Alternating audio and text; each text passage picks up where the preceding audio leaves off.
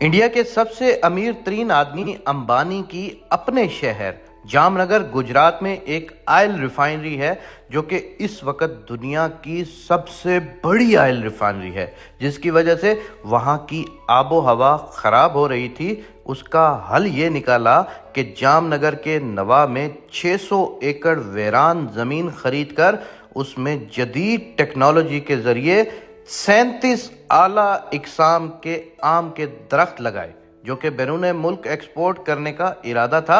जामनगर आम का ये बाग एशिया का सबसे बड़ा बाग कहा जाने लगा।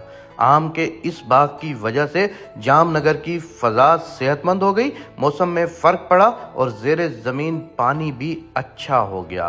फिर चंद साल बाद ये दरख्त आम देना शुरू हुए और पिछले साल आम के इस बाग से 6000 टन आम मशरिक़ वुस्ता और यूरोप को एक्सपोर्ट किए, जिससे अंबानी और इंडिया को करोड़ों डॉलर का मुनाफा होता है। इस बाग से जामनगर के शहरियों को रोज़गार दिया गया है और मुनाफे का बड़ा हिस्सा जामनगर पर ही खर्च किया जाता है। अंबानी को कुछ देर के लिए छोड़कर पाकिस्तान के चंद बड़े अमीर खानदान को देख लें।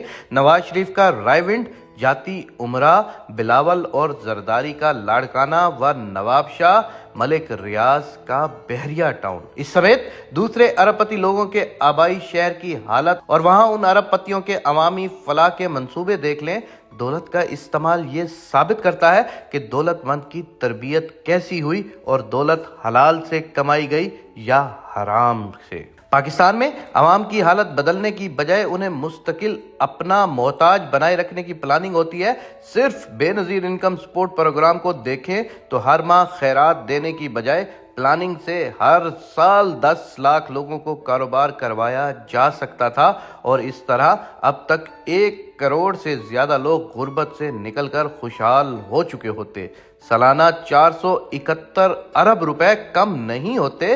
इस तरह के बेशुमार सरकारी व गैर सरकारी प्रोग्राम हैं जो आवाम को भीख मांगने की आदत डालकर मुस्तकिल भिखारी बने रहने की ट्रेनिंग देते हैं। जब कोई मुल्क मुआशी मसाइल में फंसा है तो उसके बैंक अपना पैसा आसान शराइत पर आवाम को देते हैं, मगर पाकिस्तान डूब रहा है और सिर्फ एक अस्करी बैंक ने इस साल अरबों रुपए सालाना मुनाफा कमाया। बाकी बैंक तो शायद उससे भी ज्यादा मुनाफा कमा रहे हैं। अब बात सिर्फ ये है कि 471 अरब रुपए सालाना जो हम अपनी आवाम को भीख देते हैं, क्या इसका कोई दूसरा हल नहीं निकल सकता था? क्या इससे फैक्ट्रियां नहीं बन सकती थी? क्या इससे कारखाने और मिलें नहीं लग सकते थी? बात सिर्फ सोच की होती है। मुकेश अंबानी ने अपने इलाके में ऑयल रिफाइनरी लगाकर वहां पर जो गंद था उसको बचाने के लिए, उससे अवाम को बचाने के लिए वहां पर 6000 टन आम की पैदावार शुरू कर दी, जिससे ना सिर्फ मुकेश अंबानी को और इंडिया को करोड़ों डॉलर का फायदा होने लगा, वहीं पर उनकी अपने लोगों के लिए साफ सुथरी आबो हवा और साफ सुथरा माहौल और रोजगार देने की भी सोच सामने आई।